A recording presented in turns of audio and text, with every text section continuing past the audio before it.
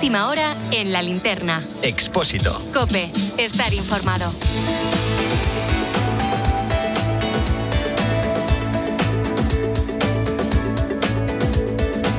Pues casi una semana después de la entrada masiva de migrantes a Ceuta, seguimos teniendo muchas dudas acerca de lo ocurrido. Nos hacemos muchas preguntas, por ejemplo, sobre el papel de Marruecos, o sobre si realmente los servicios de inteligencia sabían que podía ocurrir algo parecido. Así que la justicia pues se ha puesto manos a la obra. La jueza de la Audiencia Nacional, María Tardón, quiere conocer si la Guardia Civil recibió alguna información en los días previos que hubiese podido alertar de lo que después sucedió en Ceuta. Juan Baño, buenas tardes. Buenas tardes, Rubén. Efectivamente, la juez Tardón quiere saber si había datos en poder de los servicios de información policiales para prever lo que ocurrió los días 30 y 31, especialmente de julio, en Ceuta. Pide a la Jefatura de Información de la Guardia Civil que dé cuenta de si sus unidades en Ceuta conocieron alguna información en días previos a la avalancha que hubiese podido alertar, dice, sobre la misma. Solicita además que se informe de los trabajos y los dispositivos desplegados en la ciudad autónoma durante las operaciones de rescate en aguas españolas, sus circunstancias personales y también sobre los fallecidos, la identidad y datos de localización de los supervivientes a este lado de la frontera. Son nuevas diligencias del Juzgado Central número 3 dentro de la investigación que mantiene abierta a raíz de la denuncia presentada por la agrupación Justitia Europa pidiendo investigar posibles delitos contra la paz e independencia del Estado. En un auto fechado ya el pasado 31 de julio, recuerden, solicitó que Policía Nacional determinara si estamos o no ante una entrada concertada o dirigida por alguna organización o grupo criminal y quiénes han podido participar en la misma. Ya les contamos aquí en COPE que los servicios de información en ambos cuerpos, unos responsables de extranjería, en el caso de policía, otros de fronteras, la Guardia Civil, dieron cuenta de los movimientos detectados esos días en las redes y sobre el terreno, lo mismo que hizo el CNI. La envergadura de la avalancha, eso sí, no se pudo prever. La magnitud nos desbordó a todos, nos dicen las fuentes en estos servicios. Pues vamos a ver en qué queda esa investigación, Juan, pero hay materia interesante para seguro seguir tirando el hilo. Se necesita indudablemente la colaboración de Marruecos para que esto llegue a buen puerto.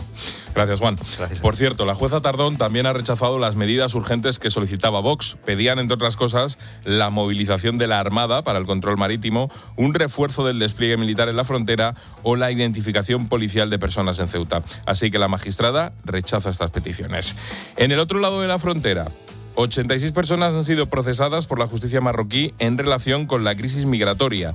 52 de ellas ya están en prisión preventiva en Nador, algunos procesados por delitos de carácter criminal. Y el resto, 34, han sido procesados por un tribunal de Tetuán por la presunta organización de cruces clandestinos hacia España. Se les acusa de rebelión, uso de armas, violencia contra la policía y daños públicos. Eso en cuanto a la investigación, pero también hay otra vertiente humana y política debido al gran número de menores migrantes no acompañados que siguen en territorio español. La Policía Nacional ha identificado a 528 menores, pero en realidad todo apunta a que son muchos más, ya que desde el gobierno ceutí se habla de en torno al millar. Hablamos de chavales que no pueden ser devueltos a Marruecos por ley y que se les intenta dar la mejor acogida en Ceuta. Miguel Ángel Pérez es el delegado del gobierno en la ciudad autónoma. Ellos son los que nos piden tener algún colegio para poder atender a estos menores. Nosotros lo que dijimos desde el primer momento es que, a lo mejor no es el espacio ideal, pero si evidentemente estamos hablando de si vamos a dar un colegio o que los niños duerman en la calle, nosotros ponemos a disposición de la ciudad autónoma de Ceuta todos los medios que sean necesarios. Pero los centros están saturados y Ceuta no tiene la capacidad para acoger a tantos menores, así que se va a volver a activar el mecanismo para trasladarles a la península. Y aquí es cuando llega el lío político. Desde el Partido Popular dicen que van a cumplir la ley, pero Vox, socio en algunos gobiernos con los populares, no está dispuesto a ponerlo fácil en aquellas comunidades donde gobierna. Por ejemplo, primero quiero que escuches a la vicepresidenta aragonesa, Mar Vaquero, del PP, que ya ha anunciado que va a presentar una batalla legal. El cumplimiento de la ley está siempre por delante, pero también no podemos someternos, no podemos resignarnos, ni tenemos por qué soportar que el fracaso del Gobierno de España repercuta una vez más perjudicialmente en nuestra comunidad autónoma y, en definitiva, en todos los aragoneses. El que se opone frontalmente, como te digo, es Vox. Escucha al vicepresidente de la Junta de Extremadura, Óscar Fernández. Nosotros no vamos a contribuir de ninguna manera a este reparto de menores, que es contribuir y ser partícipe de esta nefasta política migratoria que está siguiendo el Partido Socialista y Pedro Sánchez, el gobierno socialista de Pedro Sánchez, y no vamos a acudir a ninguna conferencia pues que aborde el reparto de lo que nosotros consideramos algo absolutamente prescindible y algo que se podría haber evitado. Y mientras tanto, Junts reitera su negativa a acoger más menores. Su portavoz, Míriam Nogueras, dice que en ese territorio se acoge ya por encima de su capacidad. No se puede tensionar más el sistema en Cataluña. Cataluña no debe cubrir ni la negligencia de España, que regulariza unilateralmente a miles de inmigrantes y que además es incapaz de controlar sus fronteras, ni tampoco la dejación de funciones de otras comunidades autónomas que no acogen y que tienen centros de acogida vacíos. Ese es el panorama y seguramente es de lo que vamos a escuchar hablar más en las próximas fechas, porque la batalla política, como ves, está servida.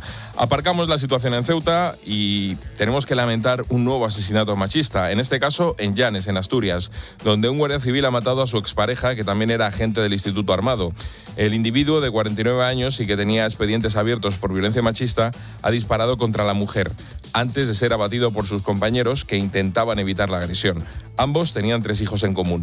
Pedro Rivero, buenas tardes. Buenas tardes. La víctima se llamaba Laura y tenía 50 años. Natural de Madrid, pero muy querida por los vecinos de Llanes, donde llevaba muchos años residiendo. Según fuentes oficiales, estaba registrada en el sistema Biogen y el agresor contaba con una orden de alejamiento. De ahí que este estuviera destinado en Zamora, lejos de su exmujer. Él ha fallecido en la ambulancia después de ser abatido, como dices, por otros agentes de la Benemérita cuando trataba de huir del cuartel. En ese intercambio de disparos también ha resultado herido un teniente de Ribadesella que trató de proteger a Laura en el momento de la agresión. Los investigadores de la propia Guardia Civil ya se han hecho cargo de la pertinente investigación.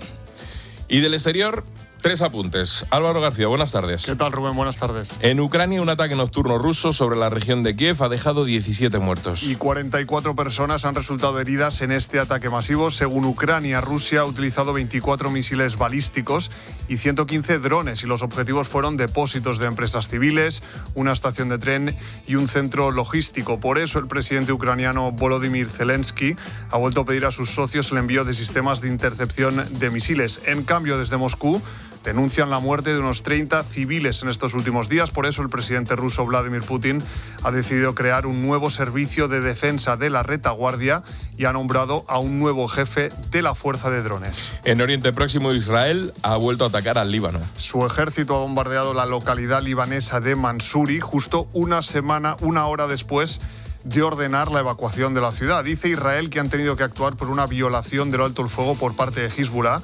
Esa ciudad está dentro de la llamada zona de seguridad. Israel no emitía órdenes para evacuar pueblos del Líbano desde mediados de junio. Y el Vaticano ha confirmado que León XIV visitará Sudamérica del 6 al 17 de noviembre. Será su 6º viaje apostólico y le va a llevar a 3 países, Uruguay, Argentina y Perú.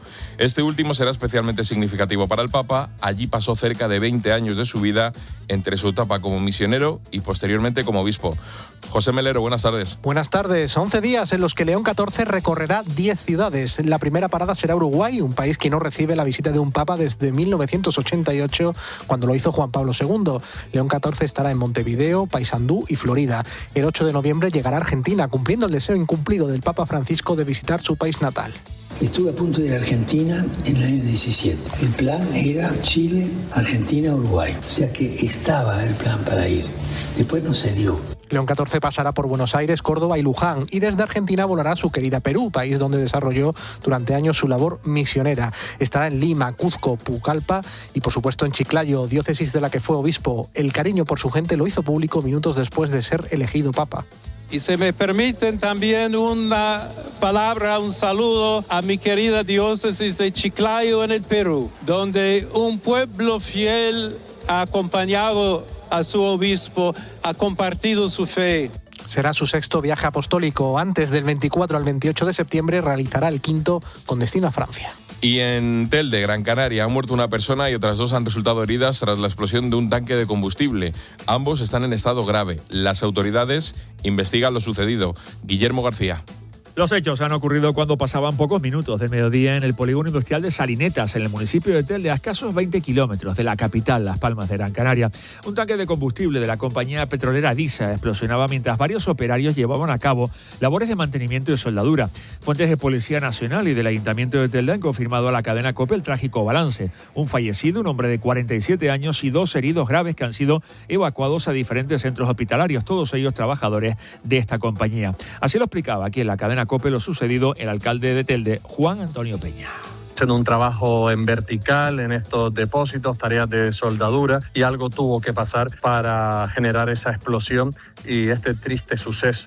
Por el momento, desde la compañía DISA, su portavoz Sara Mateos ha manifestado que todas las actuaciones están centradas ahora mismo en atender a las víctimas y que todavía es demasiado pronto para averiguar cuáles han sido las causas. En cualquier caso, se insiste en que no hay peligro para las personas ni para las demás empresas que están en este polígono industrial.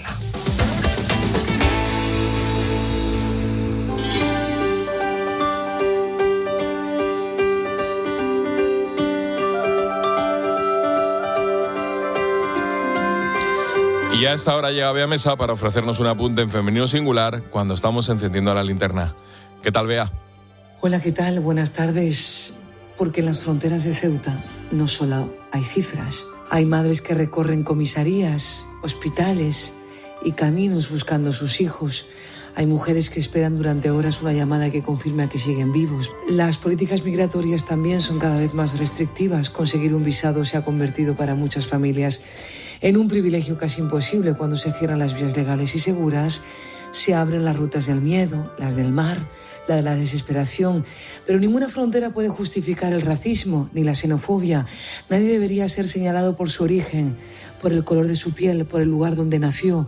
La migración no puede abordarse únicamente con policías, con devoluciones, con tribunales. Necesita diálogo, cooperación, una mirada profundamente humana, como recuerda el mensaje de fraternidad del Papa.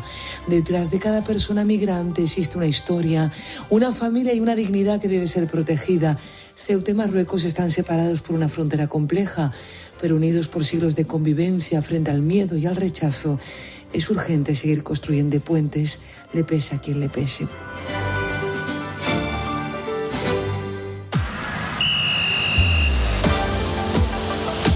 Deportes en la linterna. COPE, estar informado. Y en deportes, Charly Saez, buenas tardes. ¿Qué tal, Rubén? Muy buenas. Yo te pongo la misma frase, Times, Infantino, Marruecos, final, Mundial 2030, ¿y tú qué me cuentas? Pues noticia que nos ha sacudido hace aproximadamente más o menos media hora. El diario The Times ha publicado que Gianni Infantino, que se encuentra en Marruecos, le ha prometido al país marroquí la final del Mundial 2030, siempre y cuando, evidentemente, le apoyen de cara a la reelección que va a ser en marzo del próximo año, es decir, en marzo del 2027. Como sabes, Infantino estaba atravesando una época regulera porque había perdido muchos apoyos en Europa por aquello de privatizar una parte de la Copa del Mundo. Pues bien, con este movimiento se aseguraría el voto de África y ojo porque evidentemente la que saldría peor parada de toda esta situación sería España, la federación, porque perdería la final, que bien es cierto, tenía pinta de que se iba a jugar en el Bernabéu o si no en el Camp Nou, pero finalmente parece ser que según The Times confirman los compañeros ingleses que Infantino le habría prometido la final del Mundial a Marruecos. Sería en Casablanca, un estadio fantástico por otra parte que están construyendo para 115.000 personas, así que vamos a ver cómo evoluciona porque es un tema trascendental para España para los próximos meses, incluso para los próximos años. Al margen de eso te cuento que ya están hablando el Madrid y Vinicius, parece que buenas sensaciones en esas primeras conversaciones. Diomandé va a ser jugador del Real Madrid en las próximas horas. Deco ha estado en la capital de España para perfilar una estrategia junto a la gente de Julián Álvarez para ver si hay alguna forma de sacarle del Atlético de Madrid. Y te cuento también que en tenis, la mala noticia, la contamos ayer por la noche, Alcaraz se cae del máster de Cincinnati, veremos si llega en plenas condiciones al US Open. Lo de Vinicius da la sensación de que es un bucle infinito. Siempre hay buenas sensaciones, bueno, pero no se anuncia nada. En este caso contamos, Rubén, con la ventaja de que por mucho bucle en el que estemos, acaba contrato el año que viene, con lo cual en enero se puede ir a cualquier otro equipo. Así que entendemos, porque el Madrid además así lo quiere, que se resuelva en los próximos días, próximas semanas como mucho. Gracias, Charly. Adiós. La linterna. Expósito. COPE, estar informado. ¿Oyes eso? Son nuestros 30.000 propietarios recibiendo el aviso de que hoy ya han cobrado sus rentas. ¿Cómo lo hacen? Muy fácil. Alquiler Seguro te garantiza el cobro de tu renta el día 5 de cada mes. Alquiler Seguro hace todo por ti. Alquiler Seguro, la revolución del alquiler. ¿Has perdido pelo y pospones la decisión? Confía en Insparia gracias a su exclusivo trasplante con tecnología Bot Hair Ultra Plus. Permite extraer más unidades foliculares y la recuperación es más rápida.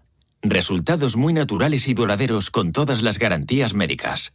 Recupera tu pelo en Insparia. Ocasión Plus. ¡Atención! Disfruta estas vacaciones estrenando coche. Llegan las rebajas de verano de Ocasión Plus. Aprovecha 3.000, 5.000 y hasta 8.000 euros de descuento en miles de coches. Solo este verano, del 3 al 14 de agosto. Más de 120 centros por toda España. Mójate y ven a por tu coche.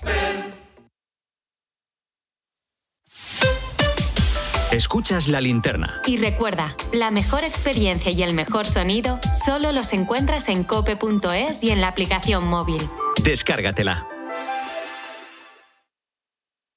Ganarles el derbi es lo único que pido. Volver a ser grandes. Otro sextete será demasiado. Vuelve a soñar. Vuelve el fútbol a Movistar. Vive todos los partidos y competiciones en tiempo real y sin retardos. Además, con resúmenes y contenidos extra. Infórmate en tiendas en el 1004 o movistar.es.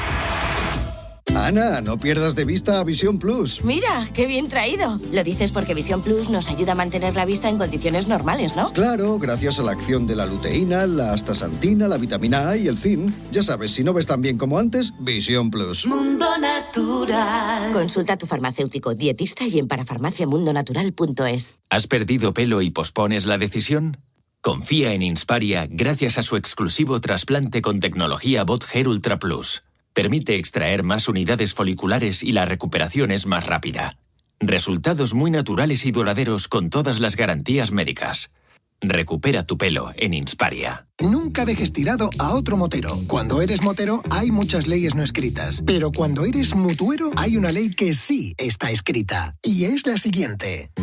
Vente a la Mutua con tu seguro de moto y te bajamos su precio sea cual sea. Llama al 91 555 5555. Hazte mutuero. Condiciones en Mutua.es. Por la noche en la radio. Todo lo que ocurre en el deporte con Juanma Castaño. Y vamos a estar hasta que ustedes quieran. Horas y horas de programación deportiva para contarles cómo ha sido el triunfo. De lunes a viernes de 11:30 de la noche a 1:30 de la madrugada, todo pasa en el partidazo de COPE.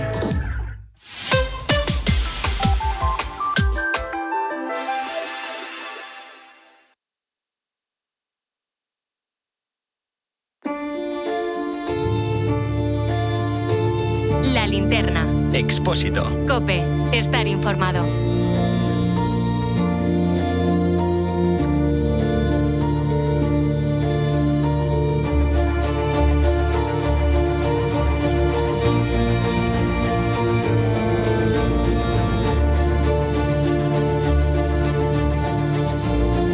En las últimas horas se ha confirmado el fallecimiento de un hombre de 82 años por el virus del Nilo. Ha sido en Sevilla. El hombre, que tenía patologías previas, permanecía ingresado tras ser diagnosticado de meningoencefalitis. Según la Junta de Andalucía, ya son 17 los diagnosticados, de los cuales la mayoría de ellos, 12, son leves.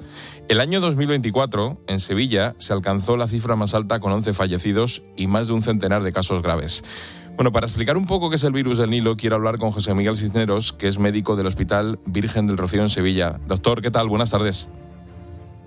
Buenas tardes. ¿Cuáles son los síntomas habituales de este llamado virus del Nilo? Pues los síntomas más habituales son fiebre, fiebre con malestar general que frecuentemente se acompaña de cefalea, de dolor de cabeza. En la inmensa mayoría de los casos, estos síntomas desaparecen en pocos días y la curación es la norma. Pero en un porcentaje pequeño, que se estima inferior al 1% de las personas que se infectan tras la picadura de un mosquito con el virus, desarrollan esta complicación grave como la de esta persona que ha fallecido, que es la meningoencefalitis, es decir, la infección del sistema nervioso central por este virus, y entonces el pronóstico empeora gravemente y la mortalidad se acerca al 20%. O sea que digamos que hay grupos de especial riesgo, ¿no? Aquellas personas con enfermedades crónicas, personas mayores, ¿no? Exacto. Y pacientes o personas con inmunosupresión, con cualquier edad, pero con inmunosupresión, bien por un problema intrínseco o bien por una inmunosupresión inducida por fármacos, quimioterapia, inmunosupresores para tratamiento de enfermedades inflamatorias, que al disminuir el sistema inmunológico, las defensas de la persona facilitan que las infecciones se extiendan de manera más grave y progresiva y ocasionen este tipo de manifestaciones como es la meningoencefalitis. Por eso todas estas personas vulnerables es muy importante que se protejan especialmente de esta infección, que es el único, que es la transmisión a través del mosquito, de la picadura del mosquito. Es importante recordar que esta infección no se transmite entre personas. Claro, el origen es el mosquito, el llamado mosquito tigre, que es el que, si está infectado, puede transmitir la enfermedad. Exacto. Y no es la especie de mosquito tigre que transmite otras infecciones, es el género Culex, y específicamente Culex perexivus, y menos comúnmente otro, y el más común que es Curempipiens, es el mosquito Culex. Es una cuestión técnica, pero no es importante. ¿Y dónde se encontraría este mosquito? Este mosquito se encuentra distribuido por toda España. Culex pipiens se encuentra distribuido por toda España y se conoce bien, pero el reservorio del mosquito es el transmisor. El reservorio son las aves, fundamentalmente córvidos y rapaces. Estas son la despensa, por así decirlo, del virus del Nilo. Y cuando estás en zonas donde estas aves están infectadas y son picadas por los mosquitos, el mosquito actúa de vector, de manera que al picar al ave infectada lo puede transmitir al humano si le pica a continuación. Esta es la génesis, la transmisión de la infección del ave al humano a través del mosquito, y ocasionalmente también a los équidos, a los caballos fundamentalmente, que al igual que el humano son huéspedes terminales, es decir, en ellos se termina la infección, no se transmite. ¿Y es un virus con el que siempre hemos convivido en España o en los últimos años? No. Este virus tiene que ver con el cambio climático. Los primeros rastros del virus del Nilo occidental en nuestro país son de principios de este siglo, en un estudio que hicimos en nuestro hospital, en el que encontramos anticuerpos en personas que vivían en el entorno de Doñana. Y posteriormente empezó a describirse ya casos clínicos en humanos en un goteo de 1, 2 o ninguno al año, hasta el gran brote que tuvimos coincidiendo con la pandemia en 2020. En el verano de 2020 tuvimos el primer gran brote de virus del Nilo occidental en España, y también ha sido en Europa occidental el primer gran brote. Y a continuación el segundo, y aún más importante, el de 2024 que usted ha citado. De manera que este es un virus que, como su nombre indica, era remoto y estaba en las fuentes del Nilo. Pero el cambio climático, la migración de las aves, ha contribuido a que se extienda, y ahora mismo en España cada vez son más las provincias que cada año suman casos, aunque el núcleo principal está en la zona de la ribera del Guadalquivir. La mayoría de los casos serían leves. ¿Y cuándo hay que preocuparse? Si a uno le ha picado un mosquito y pues tiene esas cefaleas, ¿cuándo debe ir al médico? Bueno, al médico debe de ir si tiene fiebre y cefalea y malestar para que le diagnostique, porque otras infecciones pueden producir los mismos síntomas y sí que tengan tratamiento. Es importante recordar que este virus desafortunadamente no tiene tratamiento, no hay ningún antiviral disponible para evitar la progresión a la meningoencefalitis, o para los que tengan meningoencefalitis tratar de curarla. No la hay. No hay ningún tratamiento y tampoco ninguna vacuna en humanos. Y esta es un área claramente de desarrollo imprescindible, que si quiere podemos hablar a continuación. Sí. Entonces, los mecanismos de preocupación es que debe de ir al médico, y particularmente si tiene ras, si tiene manchas, porque es muy característico, ¿no? Uh-huh. Y preocuparse, sin duda, si después de 3-4 días con fiebre no cede y empieza incluso a disminuir el nivel de conciencia. Esto ya es un indicativo de que está produciéndose una afectación del sistema nervioso central y esta grave complicación que mencionamos, que es la meningoencefalitis. Me hablaba de la investigación. ¿Cómo está funcionando? ¿Sobre qué se está trabajando? Pues mire, hay toda una línea de investigación en la búsqueda de antivirales que permitan tratar este virus, como afortunadamente tenemos para otros virus con gran éxito, como ha sido el virus de la hepatitis C, ¿no? que estamos próximos a poder erradicar esa infección. Pero en la actualidad no hay todavía nada descubierto eficaz. Por tanto, es muy importante invertir y que los investigadores nos dediquemos a ello, ¿no? En este sentido, quiero señalar que en este momento estamos desarrollando un proyecto de investigación en el que sobre el virus del Nilo, en el que centrado en los dos pueblos con mayor incidencia, que es Puebla del Río y Coria del Río. Y quiero destacar la participación de los ciudadanos que de forma voluntaria están participando en este proyecto de investigación. Pues doctor José Miguel Cisneros, médico del Hospital Virgen del Rocío de Sevilla, muchísimas gracias por ofrecernos estos detalles sobre un virus que, como usted decía, hace unos años sonaba exótico, lejano y desconocido, pero que con el paso del tiempo y el cambio climático parece cada vez más cercano. Gracias por atendernos, ha sido un placer. A ustedes por sacar este tema, gracias.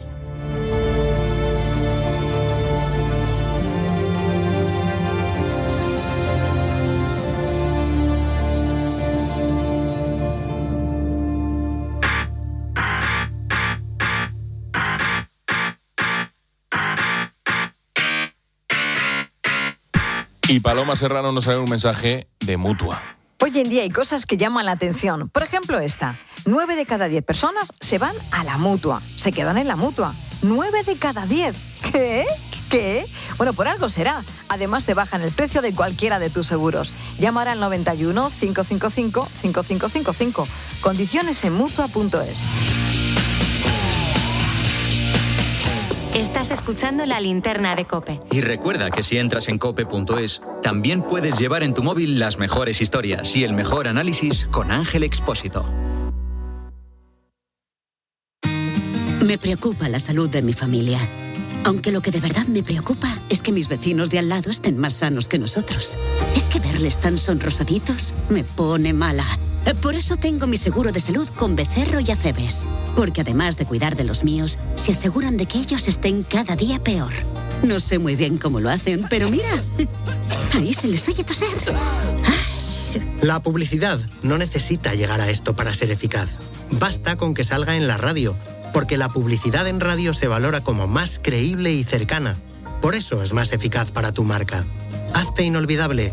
Anúnciate en radio. Escuchas La Linterna. Y recuerda, la mejor experiencia y el mejor sonido solo los encuentras en cope.es y en la aplicación móvil. Descárgatela. ¿Te lo ha contado Carlos Herrera o te lo han reenviado? ¿En qué está hoy España en varios frentes informativos? ¿Lo ha dicho Pilar García Muñiz o es una fake news? La radio es la verdad que nos hace libres y la nueva radio es COPE. Y COPE es la nueva radio de la revolución tecnológica online, la de los nuevos avances como la inteligencia artificial. Descúbrela y aprende con los mejores comunicadores en el máster universitario en Radio COPE de la Universidad CEU San Pablo y Fundación COPE. Con 2 años de formación y prácticas remuneradas durante el segundo año. Máster universitario en Radio COPE. Infórmate en fundacioncope.com y en el 91 828 3930. Una sola app, una sola llamada y 0 preocupaciones. ¿Seguro? Claro, salud, vida y ahorro. ¿Más seguros? Más ventajas. Nara Seguros. Para lo importante, las cosas claras. Si lo quieres fácil, tu sitio es Nara. Infórmate en naradigital.es o llama al 91 387 4199. Atención, 12 de agosto, eclipse solar confirmado en Sol Optical. Con cualquier compra te regalamos unas gafas para observarlo con seguridad. Sol Optical, tu centro óptico y auditivo. Si pasa, lo contamos. Siempre pasan cosas y la recopilación de todo lo que le venimos contando. Pues efectivamente, Carlos, fíjate que... Este verano no te lo pierdas. Conéctate a Herrera en COPE de lunes a viernes desde las 6. Bueno, ha pasado algo muy bonito en este programa. Y el 31 de agosto te esperamos en una nueva temporada juntos. Con Carlos Herrera, Jorge Bustos y Alberto Herrera.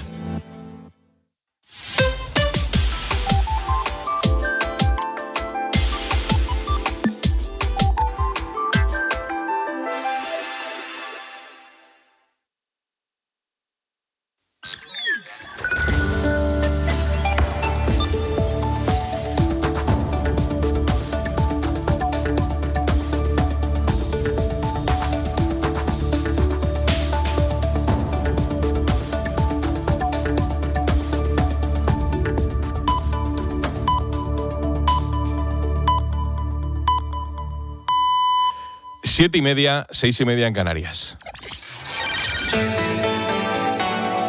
La linterna. Expósito. COPE. Estar informado. A esta hora, la actualidad del día se resume en varias claves que tienes que conocer. Primera, las organizaciones humanitarias elevan a 141 los fallecidos esta última semana a consecuencia de la crisis en Ceuta. La ONG Caminando Fronteras asegura que 63 de ellos murieron en territorio marroquí, mientras que 78 perdieron la vida en territorio español. Por otro lado, varias organizaciones de infancia han enviado una carta conjunta a Pedro Sánchez, a 4 ministros españoles y al delegado del Gobierno en Ceuta para que se atienda inmediatamente a los menores migrantes. Solicitan que se les entreguen sus necesidades básicas y que identifiquen a todos cuanto antes. Segunda clave. Irán anuncia que ha acordado con Omán una nueva ruta de navegación en el estrecho de Hormuz. Al parecer, ambas partes están elaborando una declaración conjunta en estos momentos. El gobierno iraní matiza que este pacto no supone por sí solo la reapertura del tránsito marítimo, ya que eso depende de la ofensiva militar de Israel y Estados Unidos. Tercera clave. Detienen en Madrid a uno de los fugitivos más buscados del Reino Unido. Se trata de un hombre de 37 años que cometió varios delitos de agresión sexual entre 2012 y 2022. Sobre él pesa una orden internacional de detención. La Policía Nacional le localizó en un primer momento en Benidorm y ya después le detuvieron en la capital. El operativo fue complejo porque el arrestado llevaba una vida itinerante y ocultaba su identidad. Y cuarta clave, golpe al cártel de Jalisco en Cataluña tras la detención de 13 personas. La Policía Nacional ha desarticulado una rama de la organización criminal que había introducido en España más de 2,5 toneladas de metanfetamina, diluida en unas 12 toneladas de líquido de vainilla. La red había transportado la mercancía desde México y la procesaba en un laboratorio clandestino en la provincia de Lleida.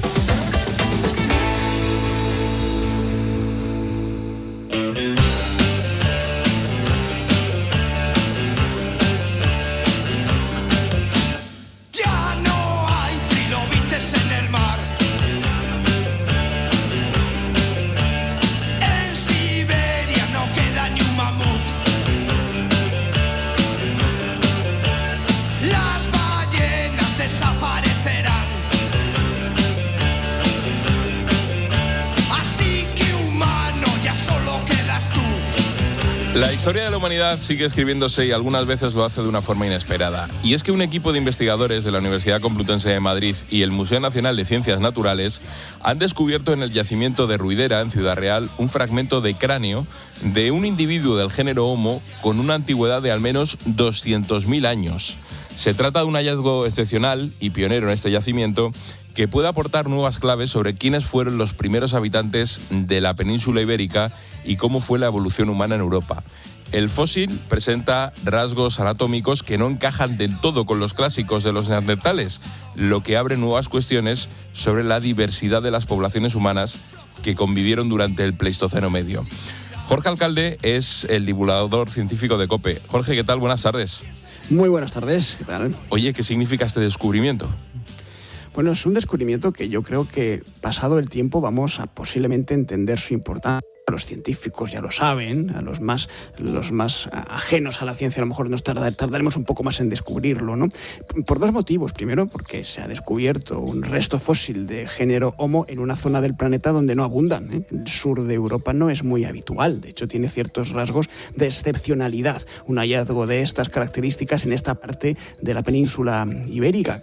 Tenemos algunos ejemplos en la Sierra de Atapuerca, por ejemplo, que son muy famosos mundialmente, pero esto viene a dar una información más añadida a ese puzzle de la evolución humana. Pero el segundo rasgo de este descubrimiento, que es el más interesante, es que después de haber sido datada la edad de este fósil, está precisamente en uno de los momentos más interesantes de la paleontología, de la evolución del género Homo. En un momento del Pleistoceno medio, en el que parece que hay una especie de lapso de descubrimientos. No entendemos muy bien qué ocurrió entre hace unos 700.000 y unos 200.000 años, así un poco en grosso modo, y que necesitamos conocer exactamente cómo fue la evolución de los homininos en aquella época, porque en ese mismo momento se estaba cultivando, se estaba cocinando la evolución de lo que después seríamos nosotros, los Homo sapiens, o el primo más cercano, los neandertales. Así que por la excepcionalidad y por el tiempo en el que este individuo vivió, este joven vivió, creo que el descubrimiento es verdaderamente espectacular.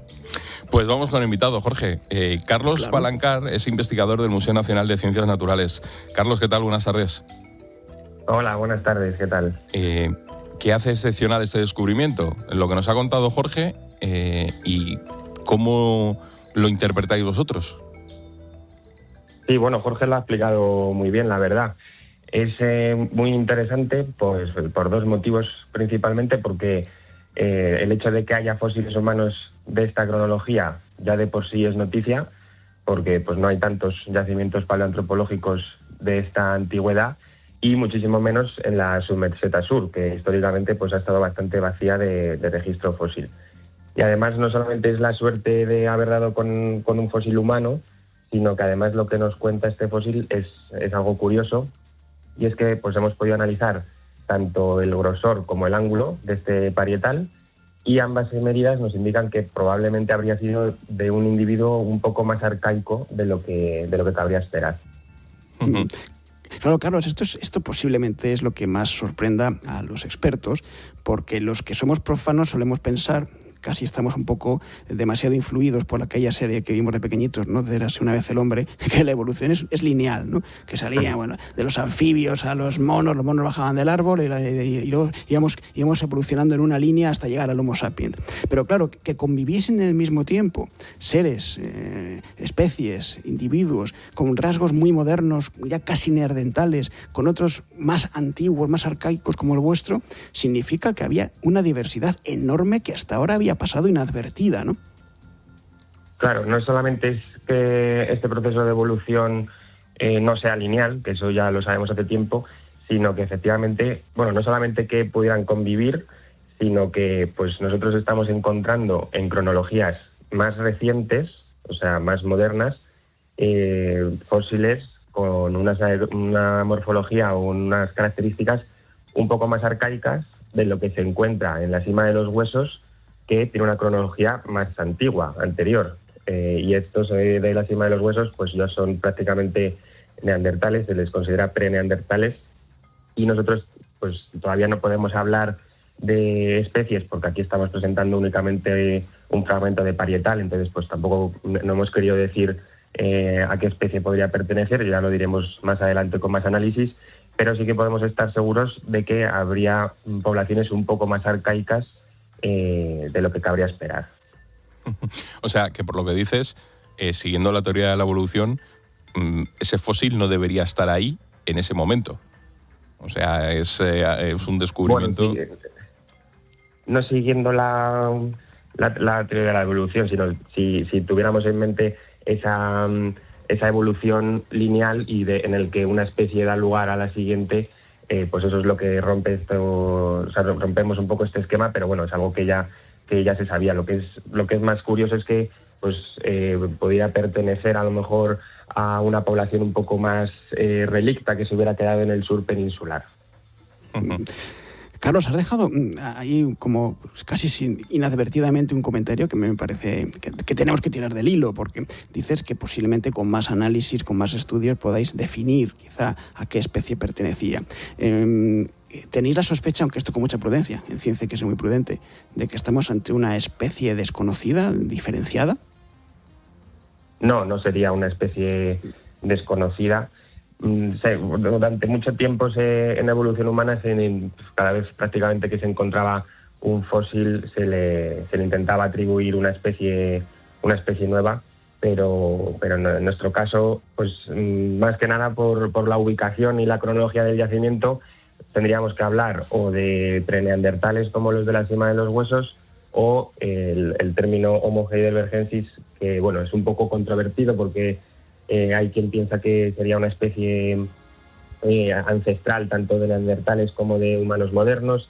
Hay quien piensa que es únicamente de ámbito europeo, pero bueno, por cronología pues tendría que ser pues alguna de estas dos. Pero bueno, esto, como te digo, lo diremos un poco más adelante.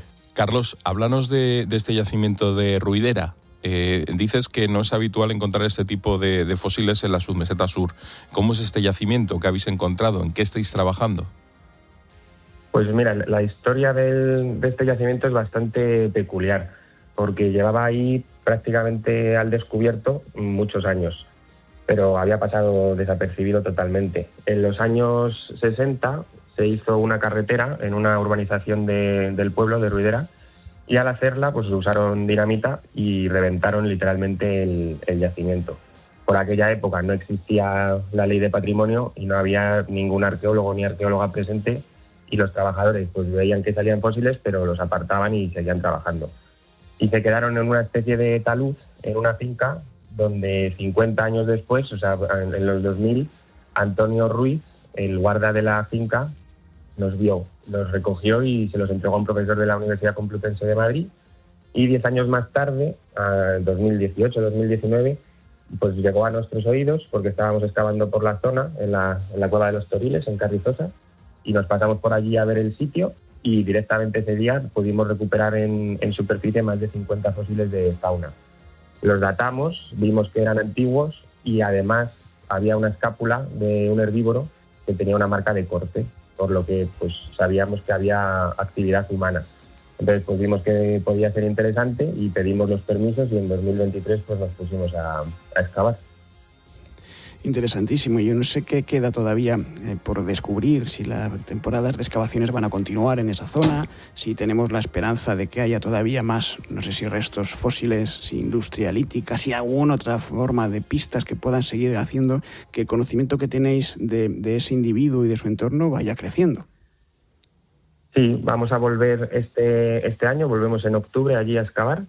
Y bueno, pues además de terminar de excavar lo que sería, digamos, la escombrera de cuando se hizo esa carretera, ya por fin hemos podido empezar a excavar también lo que sería el yacimiento in situ, o sea, sin alterar, al otro lado de la carretera. Y pues bueno, lo importante que tiene esto es que vamos a poder recuperar en principio los fósiles pues no tan fragmentarios, porque en el producto de cuando se hizo la carretera, pues todo lo que nos encontramos está muy fragmentario, que es una pena, porque pues son fracturas de cuando se usó la dinamita durante esta construcción, y además de que, por suerte, ahora ya pues podremos seguir recuperando material, pues ese material que recuperaremos no estará tan fragmentario, y así pues podremos hacer análisis un poco más exhaustivos y más completos que lo que hemos podido hacer hasta ahora. Pues Carlos Palancar, investigador del Museo Nacional de Ciencias Naturales, muchísimas gracias por atender la llamada de la linterna y por contarnos la historia de un yacimiento que la verdad es que llama mucho la atención.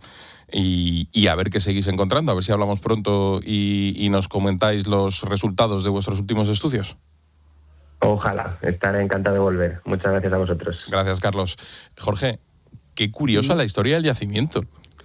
Bueno, y además es que nos pone en perspectiva un poco de lo difícil que es esta ciencia de la paleontología, ¿no? Obviamente, con la cantidad de miles de millones de individuos que han muerto y han sido enterrados por causas naturales o por el ser humano en el suelo, tiene que haber infinidad de restos fósiles en el planeta. Pero realmente tenemos muy pocos, tenemos muy poquitas muestras porque es muy difícil encontrarlos.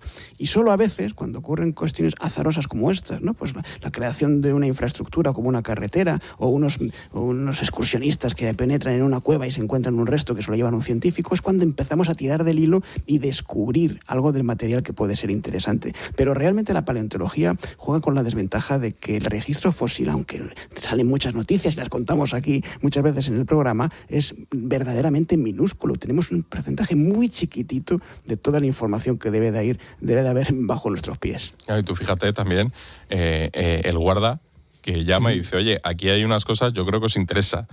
En fin, también la ciencia está hecha de casualidades. Vamos a cambiar de asunto, Jorge, y vamos a hablar de un robot social.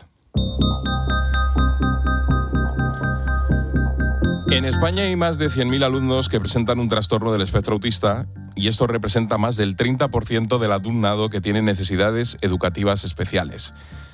Por eso, un equipo del Consejo Superior de Investigaciones Científicas ha dado un paso más con el desarrollo de un robot social dotado de inteligencia emocional diseñado para apoyar las terapias de niños con trastornos del espectro autista.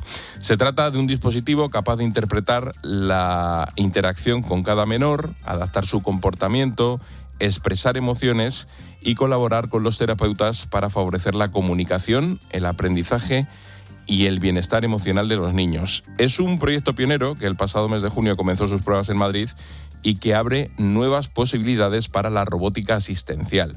Para conocer más sobre esto, vamos a hablar con David Ríos Insúa, que es uno de los responsables del proyecto e investigador del CSIC. David, ¿qué tal? Buenas tardes. Buenas tardes. Oye, lo primero, ¿cómo nace la idea de desarrollar este robot? Bueno, en realidad nace hace ya unos cuantos años cuando empleamos otro robot y bueno, conseguimos que un niño con autismo profundo pues hablase después de muchos intentos. Lo que pasa es que la tecnología no estaba suficientemente madura en aquellos momentos. Entonces ahora con los últimos avances en inteligencia artificial y en hardware, pensamos que podía ser una buena oportunidad de retomar esos modelos que habíamos construido con unas nuevas herramientas y bueno, eso es lo que hemos hecho básicamente. Y lo habéis hecho con mucho éxito. Antes decía Rubén que este aparato, este dispositivo es capaz de interpretar la interacción con un menor. ¿Cómo lo hace?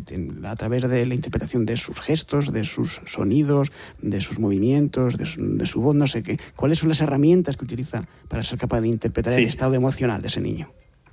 Bueno, pues esencialmente utiliza herramientas de lenguaje, procesamiento de lenguaje natural, y a partir de ahí se pueden deducir pues en parte el estado emocional, y también utiliza un sistema de visión, y a partir de ahí también pues digamos que combinando ambas fuentes de información pues somos capaces de inferir el estado emocional y en consecuencia pues adaptar los mensajes o las reacciones del robot, de nuestro robot. En el caso de los niños con trastorno de espectro autista, muchas veces llevan un comunicador, ¿no? Que es una tablet, incluso algunas veces teléfonos. Cuando hablamos de un robot, ¿de qué es lo que hablamos? ¿Qué es lo que tiene el niño físicamente enfrente? Pues, bueno, es un chasis que en nuestro caso tiene una forma de un pequeño gato o un conejito.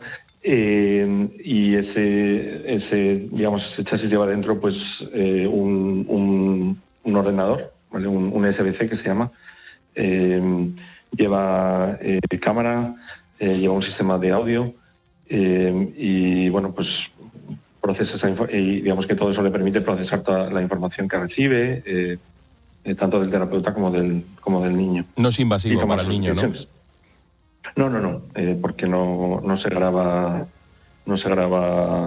imágenes, no se graba audio, entonces no es invasivo, por tanto.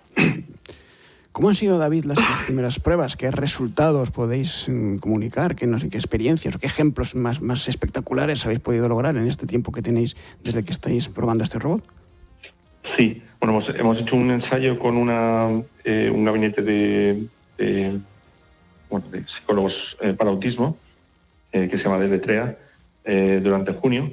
Y este primer ensayo lo que hemos estudiado es si el robot era aceptado por los terapeutas y por los niños, aceptado positivamente. Y bueno, así ha sido. Y bueno, se han dado caso un montón de...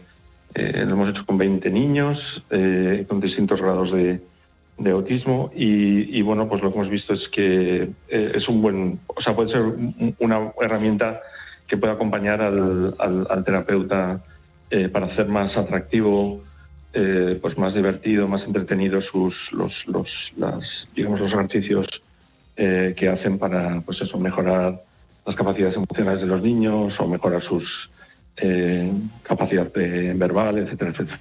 ¿Vale? A largo plazo, a largo plazo lo que, ahora mismo, como digo, es un coterapeuta, un acompañante. A largo plazo lo que nos gustaría es que pudieseis hacer de terapeuta. Hay que pensar que digamos que las terapias son caras, hay pocos terapeutas y bueno, podría utilizarse en los hogares. Una de las cosas que queremos es que estos robots sean de bajo coste y bueno, pues con eso podríamos extender las capacidades de terapia. Hay una cosa que has dicho cuando hemos comenzado a hablar, que es que habéis intentado en un proyecto anterior y que habéis logrado que un niño que no tenía comunicación verbal pudiera hablar. ¿Eso cómo lo habéis logrado? ¿En qué grado estaba el niño y qué es lo que acabó haciendo el chico? Sí. Bueno, pues, tal vez fuese por la voluntad de su madre, pero bueno, teníamos una versión más sencilla o con una tecnología pues de hace 4 o 5 años del robot. Y bueno, era un robot programable y ayudamos a la madre a programar para que este niño con autismo profundo, que realmente era incapaz de comunicarse, pues diese sus primeras palabras, mostrase signos de ponerse contento, etcétera, etcétera. Y eso fue lo que lo conseguimos hace unos años. Habías dicho antes, David, que se utiliza evidentemente modelos de inteligencia artificial. Sin la famosa IA, pues este tipo de dispositivos, no es que fuese imposible, pero sería mucho más difícil y mucho menos eficaz. Y una de las características que tiene es que la inteligencia artificial aprende también de la experiencia. En el futuro estos robots se terminarán también adaptando a las peculiaridades, al crecimiento, a la evolución de ese niño, me imagino. Sí. Bueno, de hecho, la parte, las herramientas a las que te has referido son, en cierta forma, un poco commodity. El hablar, ver, es algo, digamos, que es asequible o disponible ya. La parte, digamos, especial de nuestros modelos o de nuestros robots son los modelos de decisión que hemos construido, decisión emocional, y esos modelos se van adaptando, digamos que van aprendiendo del usuario, van aprendiendo a predecir lo que el usuario va a hacer si el robot ejecuta, pues, en ciertas circunstancias una acción, ¿vale? Entonces, con esa predicción y, digamos, los objetivos que nosotros construimos en ese robot, pues va tomando decisiones de forma inteligente que complementan, digamos, lo que capta de visión y de audio, ¿vale?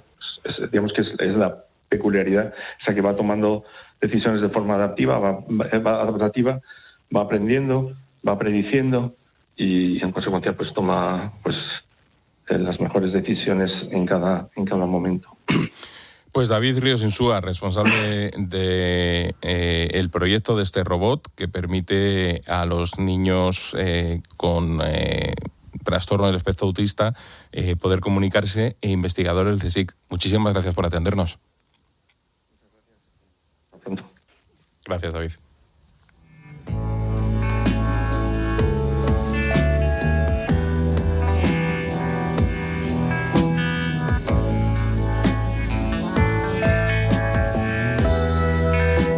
Jorge, dentro de una semana a estas horas estaremos todos mirando al cielo porque a las 7:30 habrá comenzado ese eclipse que va a ser histórico, va a ser el primer eclipse visible desde la península ibérica en más de un siglo. Un par de detalles para ir calentando el ambiente. ¿Por qué va a ser tan espectacular? ¿Por qué tiene tanta importancia? Pues es importante porque es la primera vez que ocurre desde el año 1912 en la península ibérica, es decir, que lo tenemos cerquita, suficientemente cerca para verlo, sobre todo en su totalidad. Es un eclipse total de sol, es decir, que durante poco tiempo va a estar ocultada totalmente la luz del sol cuando pasa la luna entre el sol y la Tierra.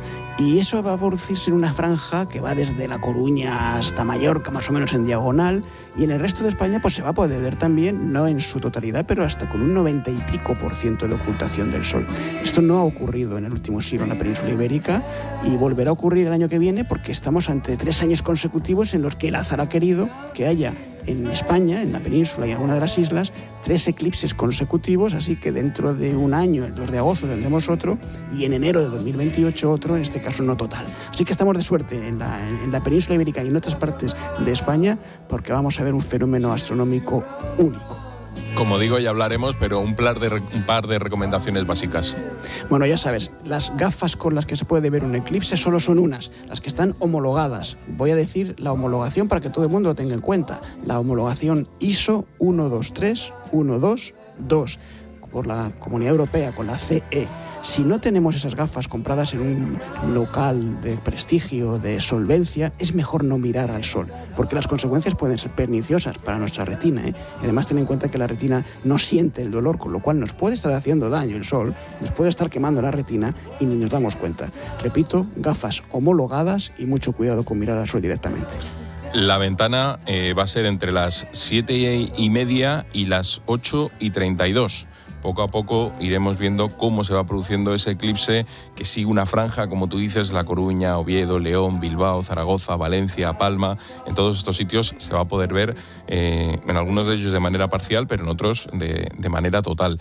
Y si te parece, Jorge, pues lo podemos contar aquí, porque fíjate qué casualidad, ¿qué hay? Fíjate lo que tiene la ciencia. No. ¿Qué ocurre todos los miércoles a las 7:30 en la cadena COPE? Pues que la audiencia queda eclipsada por la ciencia y por la forma en que la contamos. Sobre todo tú que eres el que sabe. Jorge, pues lo dicho, la semana que viene hablamos del eclipse. Gracias. No cabe duda. Hasta la semana que viene.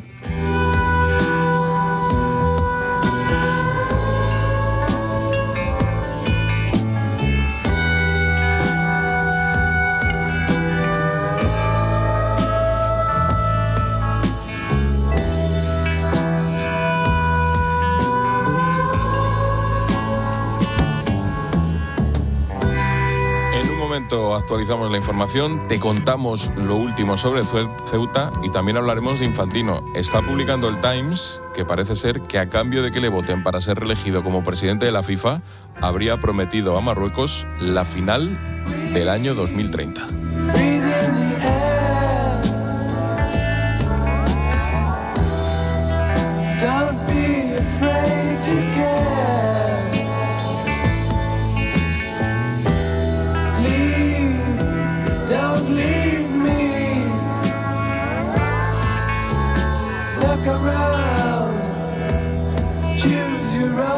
La linterna. Expósito. COPE. Estar informado. Si te gusta el deporte, Ahora les contamos todo lo que pensamos de lo que ha ocurrido. ya sabes dónde acabar el día. Y ahora analizamos todo lo que ha ocurrido. Que a un equipo que le pitan 13 penaltis en 26 partidos piense que es perjudicado por los árbitros. Este verano sigue conectado al partidazo de COPE. Igual que te digo que ayer en ese penalti ayudan al Madrid. De lunes a viernes desde las 11:30 de la noche. Habrá en otros que el Madrid se ha sentido perjudicado. Y a partir del 31 de agosto te esperamos en una nueva temporada juntos con Juanma Castaño. No se lo pierdan. Para proteger tu hogar, cada segundo cuenta. Por eso en Verisur respondemos en menos de 20 segundos para ofrecerte una mejor protección frente a ocupaciones. Con nuestra alarma podemos detectar cualquier intento de intrusión en tu casa, enviando a la policía las pruebas necesarias para que intervengan de inmediato y así evitar la ocupación. Confía en Verisur, porque cuando cada segundo cuenta, no hay nada como ser el primero. Llama a Verisur al 900-666-777. Verisur. Escuchas La Linterna. Y recuerda, la mejor experiencia y el mejor sonido solo los encuentras en cope.es y en la aplicación móvil. Descárgatela. Uf, qué frío me ha entrado. ¿Ves? Te tendrías que haber cogido una chaquetita. Que te pones a pensar en la friolera de los 15 millones del cupón extra de verano de la 11 y te entra frío. Ya, y más por estas fechas. Que falta nada para el sorteo. Este verano refréscate con la friolera de los 15 millones del cupón extra de verano de la 11. El 15 de agosto un premio de 15 millones y 10 premios de 1 millón. Compra ya tu cupón.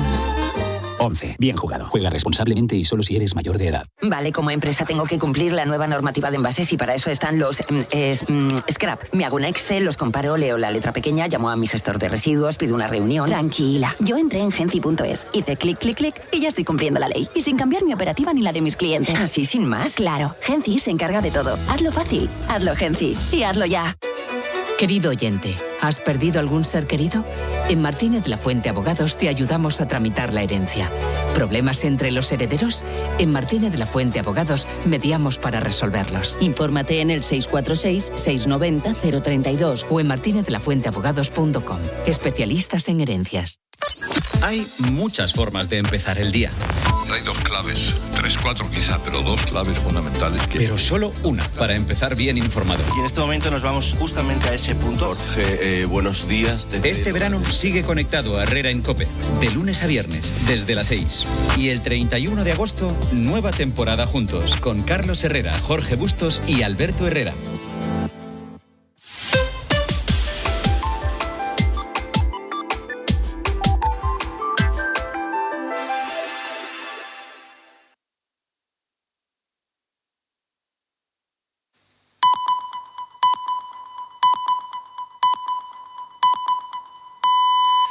Las 8, las 7 en Canarias. Hola, soy María Gómez y esta es la mejor hora